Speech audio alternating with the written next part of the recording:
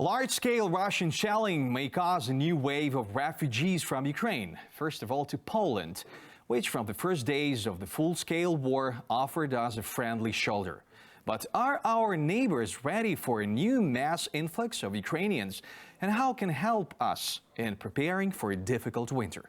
We will talk about this with the member of the European Parliament, Petras Auštrevičius. Thank you for joining us. Pleasure of mine. So, is it clear for European leaders that in case Russia continues shelling Ukrainian infrastructure, the new massive wave of immigrants to the European Union is quietly guaranteed? And I'm not just talking about thousands, but millions of refugees. Well, in fact, we're seeing the situation when after 250 days of the war of aggression against Ukraine, the Russian Federation continues to fire and to do everything possible in order to destroy countries' infrastructure and target civilians as much as possible. So, I mean, we have probably all the reasons to believe that this tendency will continue. So that's why, logically speaking, we have to prepare ourselves for the situation when probably more refugees from Ukraine, and it's completely understandable for me why, because with no electricity, with no even water supply, and with the harsh winter to come, people are looking for kind of a refuge, a safe refuge. So that's why a safe choice, I mean, to take a trip and to cross the border to Poland or whatever country in neighborhood, for me looks absolutely understandable. That's why the European Union, as well as all countries around, have to prepare to receive and to embrace Ukrainian refugees. Thank you. Yeah, let's hope for the best. But still, some experts say that the upcoming winter will be really tough. But what about the Europe itself?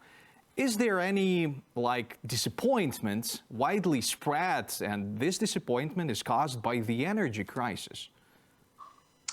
Well, you are completely right. There is a certain level of uncertainty or kind of, tense awaiting for the winter to come. And the reasons are following, probably, I mean, increasing energy prices, inflation, certain, tense in economic developments. Some EU member states may face recession as far as this year already in the last quarter of 2022. So, I mean, there is a certain social and political uncertainty, but, let me to be a bit more optimistic and to take this view from, in any case, looking at a broader picture, understanding geopolitics and geoeconomics at large. So that's why I hope that in spite of this uncertainty, Europeans are ready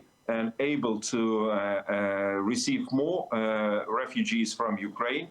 I don't think we might see same number of Ukrainians as 6 or 7 million as we saw in the first half of this year, but a million or two should be seen as a possibility and probably our obligation, I mean, to provide those people with something much better than they have in their hometown or hometowns or country in general. Yes, thank you. Thank you for being with us, and thank you for your answers. That was Petras Auštrevičius, the member of the European Parliament, and we talked about, is the Europe itself ready to accept refugees from Ukraine in the upcoming tough winter? Thank you one more time.